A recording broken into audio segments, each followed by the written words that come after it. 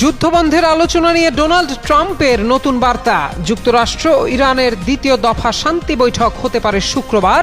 ৭২ ঘন্টার মধ্যে আলোচনার কথা জানিয়েছে পাকিস্তানও।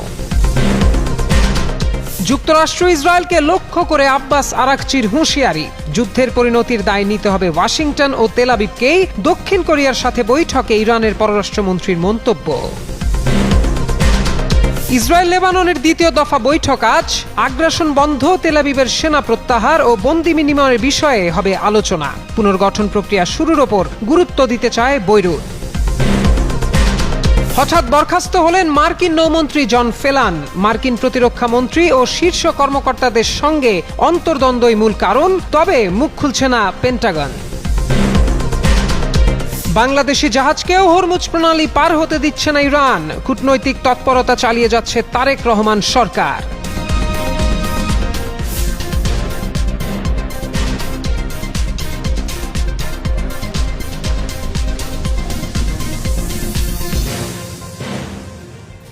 মার্কিন প্রেসিডেন্ট ডোনাল্ড ট্রাম্প জানিয়েছেন, যুক্তরাষ্ট্র ও ইরানের মধ্যে দ্বিতীয় দফা শান্তি আলোচনা শুক্রবারের মধ্যেই শুরু হওয়ার সম্ভাবনা আছে। বুধবার মার্কিন সংবাদ মাধ্যম দ্য নিউ ইয়র্ক পোস্টকে ট্রাম্প এবং পাকিস্তানের কর্মকর্তারাও এই তথ্য জানিয়েছেন। পাকিস্তানি কর্মকর্তারা বলেছেন, আগামী ৩৬ থেকে ৭২ ঘন্টার মধ্যে নতুন করে শান্তি আলোচনা শুরুর সম্ভাবনা তৈরি হয়েছে। ওয়াশিংটন পোস্ট এই অগ্রগতি সম্পর্কে ট্রাম্পের কাছে জানতে চাইলে এক টেক্সট মেসেজে তিনি লেখেন, এটি সম্ভব। প্রেসিডেন্ট ডোনাল্ড ট্রাম্প ইরানের নেতারা যুদ্ধবন্ধে একটি ঐক্যবদ্ধ প্রস্তাব না নিয়ে আসা পর্যন্ত যুক্তরাষ্ট্রের প্রেসিডেন্ট ট্রাম্প বর্তমান যুদ্ধবিরতির মেয়াদ বাড়ানোর ঘোষণা দেওয়ার পরদিনই এই ইতিবাচক খবর এলো।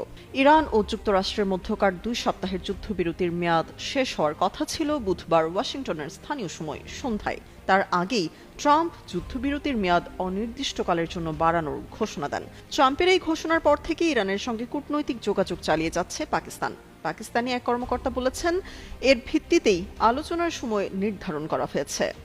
চলমান যুদ্ধের পরিণতির দায় আগ্রাসীদের অর্থাৎ যুক্তরাষ্ট্র ও ইসরায়েলের ওপরই বর্তাবে বলে জানিয়েছেন ইরানের পররাষ্ট্রমন্ত্রী আব্বাস আরাকচি। বৃহস্পতিবার ইরানের পররাষ্ট্র মন্ত্রণালয়ের বরাতে কাতার ভিত্তিক সংবাদ মাধ্যম আল জাজিরা এ তথ্য জানায়। তেহরানে দক্ষিণ কোরিয়ার বিশেষ দূত চুং বিয়ং হা এর সঙ্গে বৈঠকের সময় আরাকচি এ মন্তব্য করেন বলে প্রতিবেদনে উল্লেখ করা হয়। এর আগে স্থানীয় সময় মঙ্গলবার যুক্তরাষ্ট্রের প্রেসিডেন্ট ডোনাল্ড ট্রাম্প যুদ্ধবিরতির মেয়াদ অনির্দিষ্টকালের জন্য বাড়িয়ে দেন। যুদ্ধবিরতির শেষ হওয়ার মাত্র কয়েক ঘন্টা আগে প্রেসিডেন্ট এই পদক্ষেপ নেন, যাতে আলোচনার জন্য আরও কিছু সময় পাওয়া যায়। একই সময়ে যুক্তরাষ্ট্র ইরান দ্বিতীয় দফা বৈঠক নিয়ে অনিশ্চয়তা দেখা দেয়।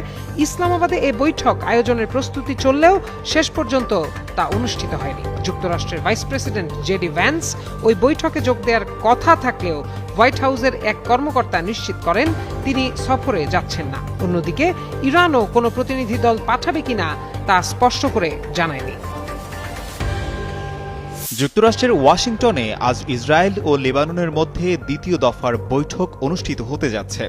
বর্তমানে চলমান ১০ দিনের যুদ্ধবিরতির মেয়াদ বাড়ানোর লক্ষ্যেই এই আলোচনা চলছে। এক প্রতিবেদনে এ তথ্য জানিয়েছে ব্রিটিশ সংবাদ মাধ্যম বিবিসি। লেবাননের প্রেসিডেন্ট জোসেফ আউন জানিয়েছেন, রাষ্ট্রদূত পর্যায়ের এই আলোচনার মূল ভিত্তি হল ইসরায়েলি আগ্রাসন সম্পূর্ণ বন্ধ করা, লেবাননের ভূখণ্ড থেকে ইসরায়েলি সেনা প্রত্যাহার ও বন্দি বিনিময়।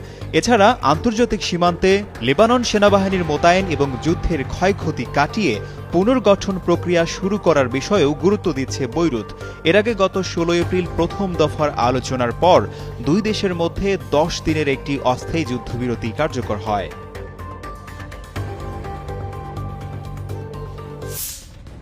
যুক্তরাষ্ট্রের নৌবাহিনীর শীর্ষ বেসামরিক কর্মকর্তা ও সচিব জন ফেলান তার পদ ছাড়ছেন। মার্কিন প্রতিরক্ষা দফতর পেন্টাগন বুধবার এ তথ্য জানিয়েছে। পেন্টাগনের মুখপাত্র শন পার্নেল এক বিবৃতিতে বলেন, ফেলান তাৎক্ষণিকভাবে প্রশাসন ছাড়ছেন। তার স্থলে নৌবাহিনীর আন্ডার সেক্রেটারি তথা উপসচিব হাং কাও ভারপ্রাপ্ত সচিব হিসেবে দায়িত্ব নেবেন।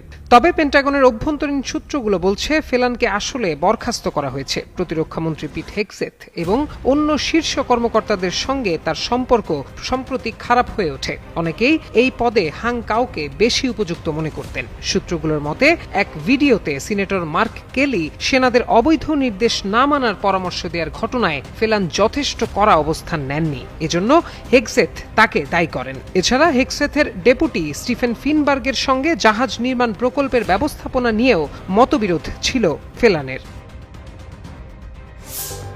মধ্যপ্রাচ্য ঘিরে চলমান উত্তেজনা যেন থামছেই না। যুদ্ধবন্ধের দ্বিতীয় দফা আলোচনার দিকে যখন মুখিয়ে গোটা বিশ্ব, তখন ইরানের অন্তত 3টি তেলবাহী ট্যাঙ্কার আটকে দিয়েছে যুক্তরাষ্ট্রের সামরিক বাহিনী। একই সঙ্গে ইরানি বন্দরগামী বা সেখান থেকে বের হওয়া 29টি জাহাজকে পথ পরিবর্তনের নির্দেশ দেওয়া হয়েছে। বার্তা সংস্থা রয়টার্সের একটি প্রতিবেদনে এমন তথ্য জানানো হয়। এতে বলা হয়, মালয়েশিয়া, ভারত ও শ্রীলঙ্কার কাছাকাছি এশীয় জলসীমায় থাকা ইরানি পতাকাবাহী ট্যাঙ্কার গুলোকে আটক করে তাদের অবস্থান পরিবর্তন করতে বাধ্য করেছে মার্কিন বাহিনী। আটক হওয়া জাহাজগুলোর মধ্যে ডিপসি নামের একটি সুপার ট্যাঙ্কার ছিল, যা আংশিকভাবে অপরিশোধিত তেল বহন করছিল। এছাড়া ছিল 10 লাখ ব্যারেল ধারণ ক্ষমতা সম্পন্ন সেভিন নামের একটি ছোট ট্যাঙ্কার। 20 লাখ ব্যারেল তেলবাহী আরেকটি বড় ট্যাঙ্কার ডোরেনাকেও আটক করে মার্কিন বাহিনী। যুক্তরাষ্ট্রের সামরিক কমান্ড সেন্টকম জানিয়েছে, ইরানি বন্দরগুলোতে তাদের নৌ অবরোধ শুরুর পর থেকে এখন পর্যন্ত 29টি জাহাজকে ফিরে যেতে বা পথ পরিবর্তন করতে বাধ্য করা হয়েছে। চলমান যুদ্ধবিরতি নিয়ে অনিশ্চয়তা মধ্যপ্রাচ্যের পরিস্থিতিকে অস্থির করে তুলেছে। ইরান ও যুক্তরাষ্ট্রের মধ্যে উত্তেজনা পুরোপুরি কমেনি, বরং সাময়িক শান্তির মধ্যেও নতুন করে সংঘাত শুরুর আশঙ্কা বাড়ছে। বিশেষ করে হরমুজ প্রণালী ঘিরে ইরানের কঠোর অবস্থান পরিস্থিতিকে আরো জটিল করে তুলেছে। ইরান জানিয়েছে, যুক্তরাষ্ট্রের নৌ অবরোধ চলতে থাকলে গুরুত্বপূর্ণ এই নৌপথ খোলা হবে না। এই অনিশ্চয়তার প্রভাব সরাসরি পড়েছে বিশ্ব জ্বালানি বাজারে। বৃহস্পতিবার তেলের দাম হঠাৎ করেই বেড়ে যায়। যুক্তরাষ্ট্রে মানদণ্ড ভিত্তিক ওয়েস্ট টেক্সাস ইন্টারমিডিয়েট WTIA এ তেলের দাম প্রায় 4.06% বৃদ্ধি পেয়ে প্রতি ব্যারেল $96.73 পৌঁছায়। একইভাবে আন্তর্জাতিক মানদণ্ড ব্র্যান্ড অপরিশোধিত তেলের দামও